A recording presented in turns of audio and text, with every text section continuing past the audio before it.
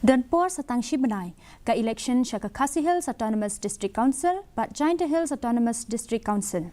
Kaseng Hill State People's Democratic Party Hspdp kalapan benai ke Thup Kyrteng Kaba Chongki Kyrtong u Presiden ka Hspdp uba KP Pangnyang henen kasngi ulapan benai ki Kyrteng Chongki laingut ki Kyrtong ki ban Iakhun ha ke election bamenta kata uba starving Jove Langpen pada kasid on Iakhun na Khatway Mausenram constituency ikong Penda Warjuri na Arposau Paryong constituency bad uba Australia Russia na Arpo Kundai Motion Road constituency.